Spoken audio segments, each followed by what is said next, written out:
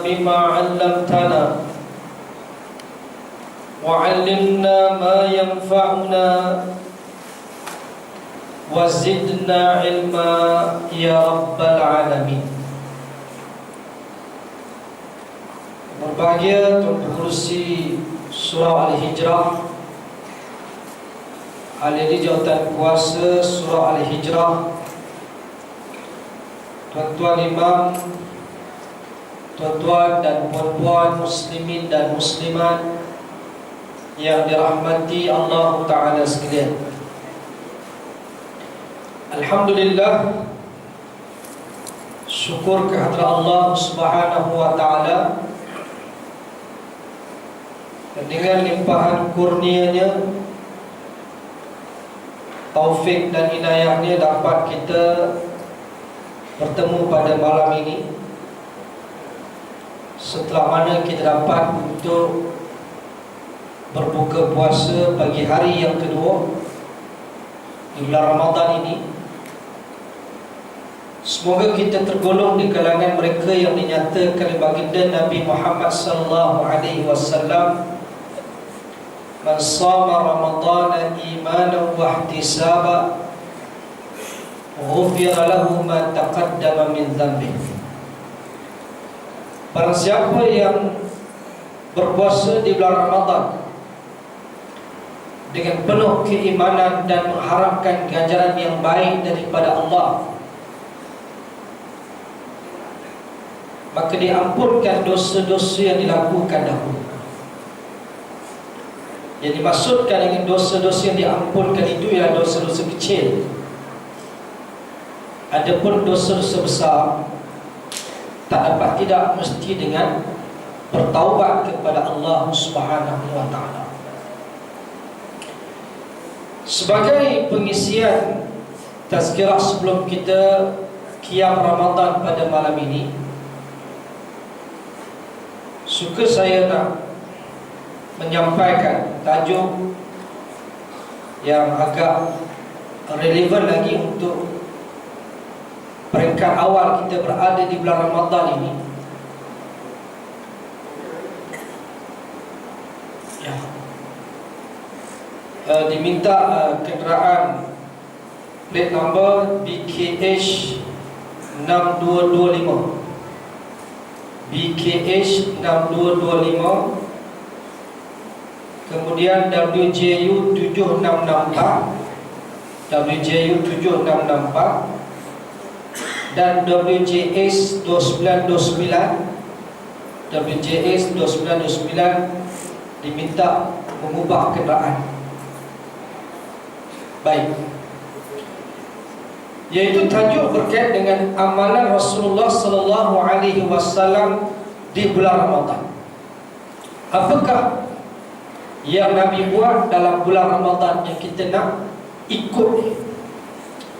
Sebab Rasulullah kita tahu dia merupakan ikutan yang terbaik bagi umat manusia. Laqad kana lakum fi Rasulillahi uswatun hasanah. Sesungguhnya bagi kamu pada diri Rasulullah itu ada ikutan yang terbaik. Jadi kita nak berpuasa, kita nak qiyam di malam harinya mengikut sebagaimana yang Nabi Muhammad sallallahu alaihi wasallam lakukan. Dan tentulah bila dapat kita mengikuti apa yang Nabi lakukan, ia merupakan sesuatu yang sangat baik dalam hidup kita, insya-Allah. Pertama sekali tuan-tuan, dalam bulan Ramadan, baginda Nabi Muhammad sallallahu alaihi wasallam dia beribadah di waktu malam, yakni qiyam Ramadan, dengan menunaikan salat sunat tarawih, salat sunat witir, dan juga salat sunat tahajud. Adapun salat sunat tahajud merupakan salat yang biasa dilakukan oleh baginda walaupun di luar bulan Ramadan. Tetapi salat sunat, sama juga salat sunat witir, salat sunat tarawih hanya di bulan Ramadan. Dan kita tahu salat sunat tarawih ini merupakan sunat muakkad, yakni Nabi tak tinggal, sebagaimana solat sunat witir dan juga solat sunat tahajud.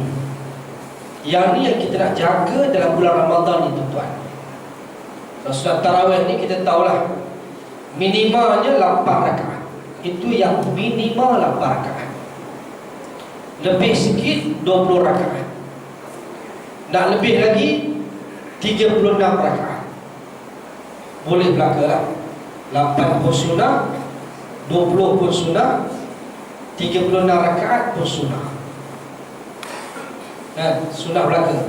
8 rakaat sunnah Nabi, 20 rakaat sunnah Omar bin Al-Khattab, 36 rakaat sunnah Omar bin Abdul Aziz. Semua tu sunnah. Yang Nabi kata, alaikum bisunnati wa sunnatil khulafa'ir rasyidin al-mahdiyyin addu 'alaiha bin nawajiz. Hendaklah kamu berpegang dengan sunnahku dan sunnah khulafa' ar-rasyidin, yaitu khalifah yang berada di atas jalan petunjuk, khalifah yang adil. Yang terkenalnya 4 orang lah, Abu Bakar, Omar, Osman dan Ali. Tetapi termasuk juga Omar bin Abdul Aziz di zaman kerajaan Bani Umayyah. Dan juga dikatakan Harun al-Rashid juga termasuk, yaitu khalifah di zaman kerajaan Bani Abbasiyah. Dan khalifah yang terakhir ialah Al-Imam Mahdi. Al-Mahdi juga termasuk di kalangan khalifah yang adil. Bahkan dikatakan oleh ulama, Al-Imam Mahdi ni tuan-tuan, keadilannya itu lebih daripada Omar bin Abdul Aziz. Cuma Al-Imam Mahdi belum muncul lagi lah, dia belum muncul lagi. Wallahu a'lam sama ada kita sempat ke tidak, wallahu a'lam. Tapi walau macam mana pun saatnya sudah hampir sebenarnya. Sebab apa? Sebab boleh kata tanda-tanda kecil kiamat boleh kata semua dah berlaku. Kita hanya menunggu kedatangan tanda-tanda besar kiamat saja lagi yang belum muncul, yaitu kemunculan Imam Mahdi, kemunculan Dajjal. Itu merupakan kemunculan awal kepada kemunculan tanda-tanda besar kiamat. Sama ada kita sempat ke tidak, wallahu a'lam. Mungkin anak cucu kita sempat pun, kita mungkin nampaknya tak tahulah, kita pun tak tahu, tak boleh nak kata lah. Tapi hampir tu ya. Balik sebelum tadi kita nak katakan bahawa yang Nabi buat 8, yang Omar buat 20, yang Omar bin Abdul Aziz buat 36. Kesemua itu sunnah belaka. Makna kata boleh kita ikuti, boleh kita lakukan. Jadi jangan gaduh lah. Kita jangan bergaduh. Masing-masing ada pilihan masing-masing. Tapi walau macam mana pun sebenarnya yang paling penting tu kan apa dia? Yang paling penting ialah bukan bilangan yang penting. Yang penting ialah cara bagaimana kita mendirikan salat, itu yang penting. Itu yang paling penting tuan-tuan. Maknanya cara itu penting, dilakukan dengan cara yang terbaik, yang sempurna. Sebab Allah kata allazi khalaqal mauta wal hayata liyabluwakum ayyukum ahsanu amala. Dialah Allah yang telah mencipta kematian dan kehidupan untuk menguji siapakah di kalangan kamu yang paling baik amalannya. Bukan yang paling banyak amalannya, yang paling baik amalannya. Itu sebablah kita lakukan solat tuan-tuan, kita buat dengan cara yang terbaik, insyaAllah. Fokus, kita fokus berikan tumpuan kepada salat, kerana itulah yang dituntut. Qad aflahal mu'minun alladzina hum fi salatihim khashi'un. Sesungguhnya beruntunglah orang-orang yang beriman, yaitu orang-orang yang khusyuk dalam salat mereka. Khusyuk ni makna apa? Orang yang takut kepada Allah, orang yang merasa gentar, orang yang merasa takut, orang yang merasa rendah diri, dan orang yang melakukan salat dalam keadaan tenang tuan. tenang. Khashi'in makna sakinin. Jadi makna kita lakukan solat insya-Allah walaupun mungkin bilangan tak banyak, tapi kita lakukan dengan cara yang terbaik. Fokus, tumpukan solat. Itulah kualiti solat. Kan? Iaitu aulawiyatul kaifi 'alal kam. Keutamaan kualiti mengatasi kuantiti. Kuantiti tak penting, kualiti yang penting. Tapi kualiti pun ada, kuantiti pun ada, lagi bagus.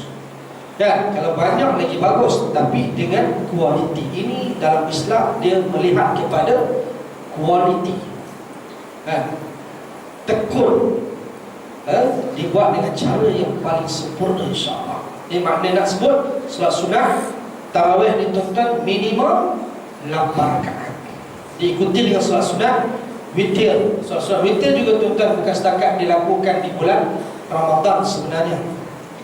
Dilakukan pada setiap malam, sunat muakkad. Maknanya tuan-tuan, kita insya-Allah lepas pada Ramadan insya-Allah kita berazam untuk nak melazimi solat sunat witir.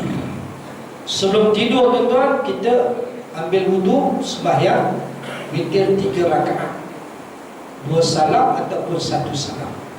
InsyaAllah, maknanya itulah yang Nabi lakukan tuan-tuan. Ini yang kita nak ikut. Begitu juga solat sunat tahajud. Solat tahajud ni tuan-tuan, ia sunat muakkad juga. Bukan jadi dalam bulan Ramadan sahaja, bahkan di bulan-bulan yang lain juga. Bahkan kita boleh lakukan solat sunat tahajud ni tuan-tuan. Sebab kita setiap malam akan bangun sahur. Jadi kita ambil wudu, solat 2 rakaat tuan-tuan, berdoa sikit, insya-Allah bagus. Kita ambil kesempatan tuan-tuan untuk qiyamul lail minimal 2 rakaat. Jangan tinggal tuan-tuan, sebab Nabi tak tinggal solat tahajud, Nabi tak tinggal. Jadi kita nak ikut Nabi ni, kita berazam nak ikut Nabi. Apa yang Nabi buat kan kita nak buat insya-Allah. Ini dia solat sunat tahajud tuan-tuan. Paling minimal 2 rakaat lah. Itu yang minimal lah tuan-tuan. Tapi kalau lebih lagi elok, lebih lagi elok insya-Allah. Itu yang pertama.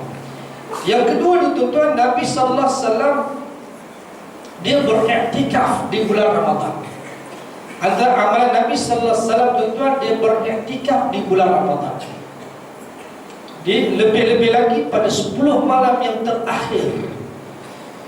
Pada 10 malam yang terakhir itu memang Nabi ni tuan-tuan, dia mengasingkan diri dia dengan isteri-isterinya. Dia tidak bersama-sama dengan isteri-isterinya untuk memberikan masa dia untuk beriktikaf di masjid.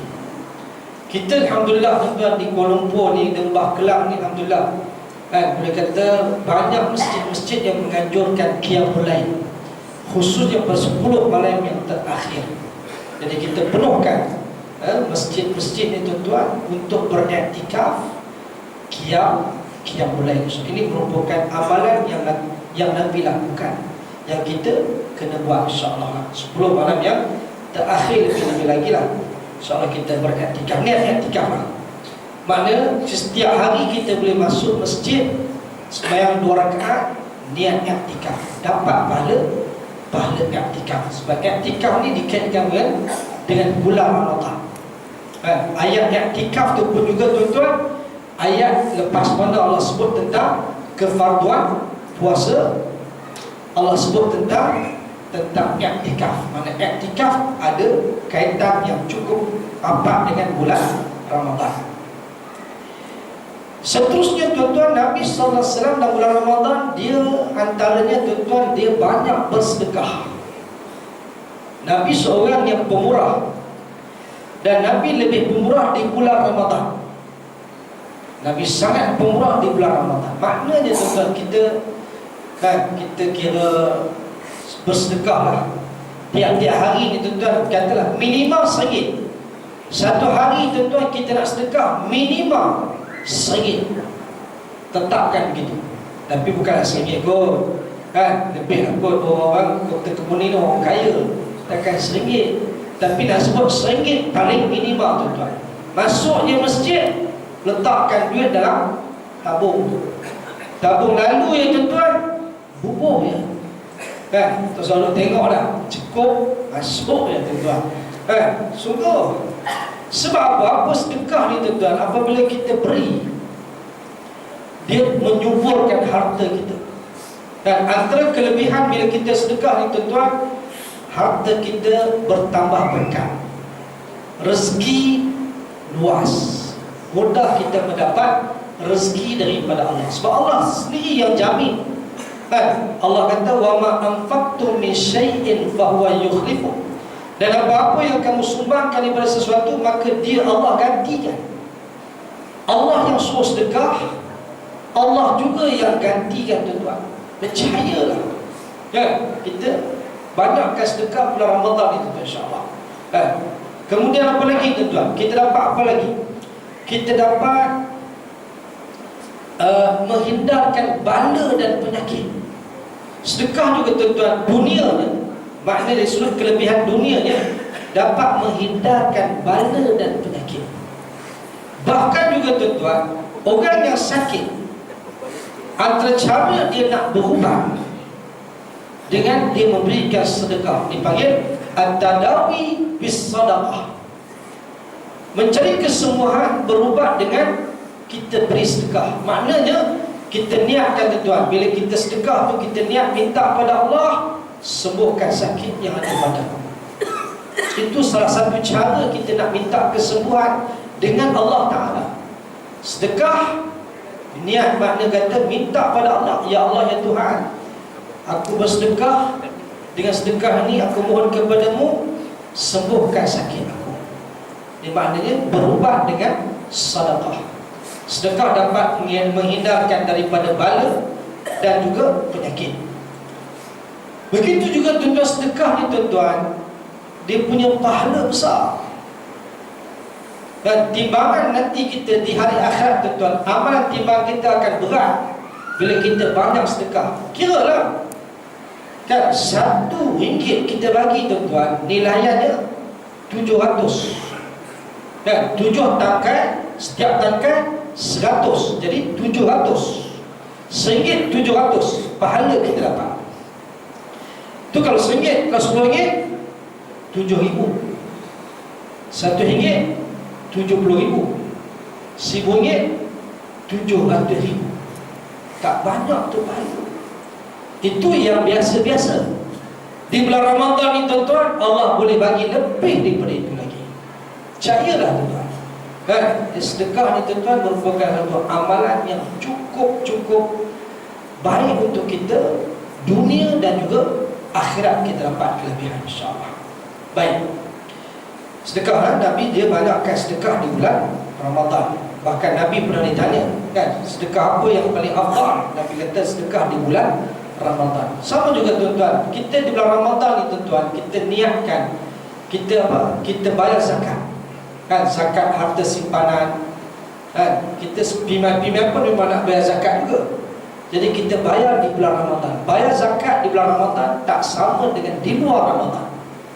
Pahala dia tak sama tuan-tuan. Jadi kita ambil kesempatan Ramadan untuk kita keluarkan zakat. Bukan zakat fitrah. Zakat fitrah tu memang dah Ramadan ni tuan-tuan. Ini zakat simpanan, harta simpanan kita tu yang cukup dah nisab, cukup dah haul, kita keluar dalam bulan Ramadan. Pahala ni sangat besar tuan-tuan. Tu. Begitu juga Rasulullah SAW di bulan Ramadan, apa lagi dia buat? Tilawah Quran dan tadarus Quran. Baginda dia membaca Quran di bulan Ramadan. Dan baca Quran ni tuan-tuan, yang Nabi anjurkan kepada kita bukan setakat Ramadan, di luar Ramadan pun sama juga, iaitu setiap bulan kita diminta khatam Quran. Kan, khatam Quran sekali setiap bulan. Ini sunnah tuan-tuan. Makna apa? Satu juzuk satu hari. Satu juzuk satu hari. Maknanya kita Ramadan ni tuan-tuan, kita nak kita baca Quran satu juzuk minimal satu hari, untuk kita khatamkan Quran dalam bulan Ramadan insya-Allah. Ini merupakan amalan Nabi sallallahu alaihi wasallam. Dan juga Nabi bukan setakat baca Quran, dia tadarus Al-Quran. Jibril datang setiap malam berjumpa dengan Nabi untuk Nabi membaca dan bertadarus dengan Jibril alaihissalam. Tadarus itu juga tuan-tuan merupakan amalan Rasulullah SAW. Maknanya tadarus ni seorang baca, orang lain tengok, orang lain perhatikan, ya, dengar dan perhatikan. Kalau boleh tuan-tuan, lepas pada baca tadarus Quran tu, kalau boleh tengok terjemahan Quran pula kalau ada masa lah, kan? Jadi ini pun kita boleh lakukan dalam bulan Ramadan, insyaAllah. Betul. Di bulan Ramadan juga ni tuan-tuan, baginda sallallahu alaihi wasallam banyakkan doa. Doa ni tuan-tuan diperbanyakkan. Banyakkan doa, banyakkan zikir. Itu sebab juga Ramadan dikaitkan dengan bulan doa. Sama juga Allah Ta'ala kaitkan Ramadan dengan i'tikaf. Allah kaitkan Ramadan dengan puasa. Allah kaitkan juga Ramadan dengan doa.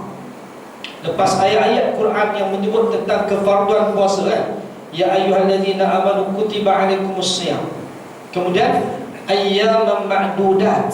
Kemudian syahr Ramadan alladzi unzila fihi al-Quran. Kemudian wa idza sa'alaka ibadi anni fa inni qarib ujibu da'wata da'i idza da'an falyastajibu li wal yu'minu bi la'allahum yarshudun. Dan apabila hamba-hambaku bertanya tentang diriku, sesungguhnya aku sangat dekat, dan aku perkenankan doa orang-orang, aku perkenankan doa orang yang berdoa. Hendaklah mereka itu menyeruanku dan beriman kepadaku, mudah-mudahan mereka mendapat petunjuk. Nampak bagaimana doa tu? Banyakkan doa dalam bulan Ramadan ini tuan, banyakkan doa. Dan memang pun doa dia dimakbulkan, doa yang mustajab bulan Ramadan, doa yang mustajab orang yang puasa berdoa. Ya, sebab Nabi kata apa? Salasatu la turaddu da'watuhu al-imamul adil was-sa'imu hatta yuftir wa da'watul mazlum. 3 golongan yang tidak ditolak doa mereka, iaitu doa orang pemimpin yang adil, orang yang berpuasa hingga dia berbuka, dan doa orang yang dizalimi. Tuan-tuan, doa ni tuan-tuan kita kena banyakkan. Sebab Allah suka hamba dia berdoa. Allah murka, Allah benci, Allah marah kalau hamba dia tak doa kepada dia. Mintalah tuan-tuan, Allah dia maha kaya, Allah maha pemurah. Mintalah kepada dia. Kita ni banyak sangat hajat kita tuan-tuan, banyak kekurangan, banyak kelemahan. Kita pada siapa kita nak minta? Mengadu kepada siapa? Kepada Allah lah kita mengadu. InsyaAllah Allah akan berikan apa yang kita minta. Tapi kita minta selalu, bukan minta hari ni, esok dapat dah, kan? Minta dan terus minta. Walaupun mungkin tak diperkenankan lagi tuan-tuan, tapi pahala doa terdapat dah, kan? Sebab doa itu ibadah, kan? Doa ibadah. Itu sebab Allah kaitkan innal ladina yastakbiruna an ibadati sadkhuluna jahannama dakhirin. Sesungguhnya orang-orang yang menyombongkan diri daripada beribadat kepadaku, yakni berdoa kepadaku, kelak dia akan masuk neraka Jahannam dalam keadaan hina dina tuan-tuan. Jadi bulan Ramadan bulan untuk kita memperbanyakkan doa, zikir kepada Allah Subhanahu wa ta'ala. Di samping juga tuan-tuan, sebagaimana yang biasa Nabi lakukan, sahur tu sunnah lah. Jangan tak bangun sahur tuan-tuan, bangun dan lewatkan sahur. Tasaharu fa inna fis sahuri barakah. Bersahurlah kamu, sesungguhnya pada sahur itu ada keberkatan. Lewatkan sahur, kemudian cepatkan berbuka. Ini merupakan sunnah Nabi sallallahu alaihi wasallam. Berbuka pula dengan korma tuan-tuan. Jangan ambil benda lain dulu, korma dulu. Ini merupakan sunnah. Kalau kita tinggal ni tuan-tuan, kira rugi lah, rugi. Benda mudah, benda mudah. Kita sunnah berbuka dengan korma ni tuan-tuan, bukan payah pun, mau tak mau je, kan? Jadi kita dapat berbuka dengan korma tadi. Bahkan makan korma ni tuan-tuan, bukan Nabi makan bulan Ramadan je, Nabi makan hari-hari. Kita orang Melayu makan bulan Ramadan je. Itu yang kita bulan Ramadan ya. Tak ada Ramadan, tak ada kurma lah kita. Sebenarnya amalan makan kurma ni bagus. Dia makanan yang sihat. Sebab Nabi ni tuan-tuan, dia tak pernah sakit kecuali ketika dia nak meninggal dunia. Hampir Nabi meninggal dunia, dia demam. Waktu itulah Nabi sakit. Sebelum tu Nabi tak sakit. Kenapa? Sebab amalan pemakanan Nabi makanan yang sihat. Makanan Nabi makanan sihat, tuan-tuan. Nabi ni dia makan bila lapar dan berhenti bila dia berhenti sampai mana tak kenyang. Kalau makan pun sampai tak kenyang. Kita sedap sangat tu yang makan lebih. Nak buat macam mana? Selera banyak sangat. Selera tu tuan. Jadi kita kena kontrol sikit lah. Sedap-sedap juga tuan-tuan. Kontrol makan, InsyaAllah boleh. Sebab kita nak tahu ni. Sebab imam kata baca panjang ni. Saya dimaklumkan lah, imam kita baca panjang. Jadi kalau kita makan banyak-banyak tadi, maknanya kira jatuh kita ni. Jatuh kita. Maknanya kita nak kiam ni, insyaAllah. Dan memang pun tuan-tuan, kiam ni tuan-tuan, dia kena kiam lebih. Lamakan kiam. Kalau Nabi tuan-tuan, dia sembahyang sunat Nabi, bukanlah tarawih. Sunat malam Nabi ni tuan-tuan, dia baca surah Al-Baqarah, dia baca surah Ali Imran, baca lagi surah An-Nisa, baca lagi surah Al-Ma'idah, baru dia rokok. Tuan-tuan, punya lama Nabi baca, baru rokok. 4 surah Nabi baca, baru dia rokok. 1 rakaat 4 surah. Itu sembahyang seorang-seorang Nabi lah tuan-tuan. Jangan pula kita buat sembahyang jemaah pula, tapi nak sebut panjangnya bacaan Nabi. Jadi kita walaupun panjang sikit tak apalah kan. Ramadan ya kan, bulan lain semua pendek-pendek. Ramadan kita lebihlah sikit. Kiam sikit, lebih sikit. Sabar sikit tuan-tuan. Sabar sikit, kita sabar. Sebab kita beribadah ni kena banyakkan sabar. Kita kena mujahadah. Letih penat kita ni tuan-tuan tak sia-sia. Letih penat kita, mengantuk kita, bangun tengah malam tuan-tuan, kiam boleh tuan-tuan, mengantuk kita tak sia-sia. Semua tu ada pahalanya tuan-tuan. Kiam boleh tu ada pahalanya. Kiam bola dia tak ada pahala. Kiam bola ni tuan-tuan tak ada apa-apa lah. Tengok pun tak untung, tak tengok pun tak rugi. Tapi kiam boleh kalau buat untung, tak buat rugi. Itu dia. Jadi kita pilih kiam boleh lah. Kiam bola kemudian lah. Itu kiam bola kemudian. Jadi kalau kita kiam boleh kiam bola. Kita buat dua-dua tak apa. Jadi makna seimbang. Seimbang. Kiam bola tapi kiam boleh tak buat, komat ini setengah belakang makna. Tapi makna dia syukur juga tuan-tuan, bola sepak ni dia tak main pukul 9 malam. Kalau lah saya langsung pukul 9 malam, saya hati separuh dia tak ada ni. Separuh pakat tengok bola. Nasib baik dia mula ke 12 tengah malam. Alhamdulillah tuan-tuan, syukurlah. Selalu bilang imam pun tak ada juga. Pukul 9 malam imam pun tak datang. Rupanya tengok bola 4 tahun sekali. Maklumlah bukan selalu pun bukan hari-hari. 4 tahun sekali ustaz, takkan tak boleh tengok. Jadi kita tak boleh halang juga tuan-tuan. Anak-anak muda ni minat bola. Jadi mereka nak tengok, bagi mereka tengok. Tapi jangan mereka tak semayang sudah. Tengok bola jangan tak semayang, tu je. Tengok bola sahur pun sahur, tak masalah. Jadi kita kena seimbang di situ, insyaAllah. Mudah-mudahan. Bahkan pihak surau pun boleh buat tayangan secara langsung, skrin besar di luar betul. Sebab kita nak bimbing dia orang tahu. Pimpinan pun dia pergi tengok bola. Jadi kita dapat tarik daripada dekat dengan kita, dekatkan surau. Kita dapat bagi tazkirah lagi tuan-tuan. Waktu rehat tu kita bagi tazkirah sukan dalam Islam. Tajuk apa dia? Sukan dalam Islam. Macam mana sukan dalam Islam tu? Sebab dia pun tak tahu apa. Dia pun jahil tuan-tuan. Jadi kita lah kena bimbing. Boleh buat tu. Boleh buat, kita boleh bincang lah itu. Cari sponsor sikit, buat skrin besar kat luar. Orang datang, orang datang, insyaAllah. Jadi kita boleh dekat dengan mereka. So dia orang datang surau, insyaAllah. Lepas pada ni pun dia datang, insyaAllah. Jadi itu antaranya. Kemudian lagi tuan-tuan, Nabi SAW Antaranya memberi makan kepada orang berpuasa. Itu juga merupakan amalan Rasulullah SAW. Yang kita ada lebih, kita sponsor makanlah. Sebab kita dapat pahala orang yang berpuasa. Tak kurang pun. Itu sebab bagi orang perempuan, walaupun dia tak puasa, misalnya kata tuan-tuan, dia dapat pahala puasa kalau dia beri makan kepada orang yang berbuka puasa. Banyakkan istighfar di bulan Ramadan. Kemudian pamerkan akhlak yang mulia. Dan sebab Ramadan ni tuan-tuan, puasa ni sebagai perisai. As-siyamu junnah.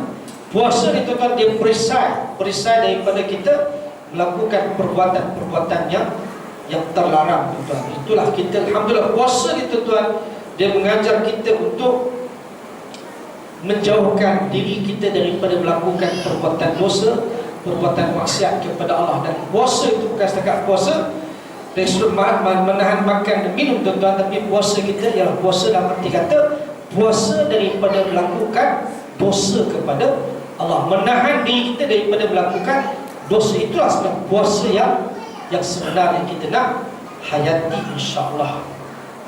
Itu antara amalan-amalan Rasulullah bulan Ramadan. Mudah-mudahan kita dapat ikut, dapat buat lah.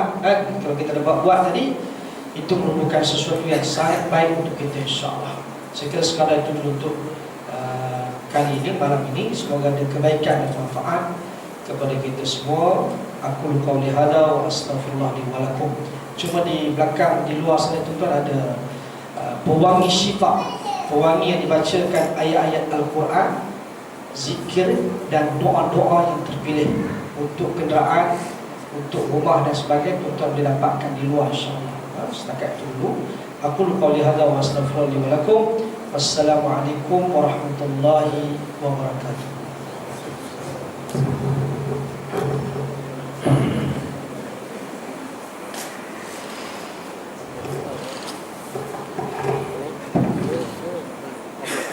Tarik dulu.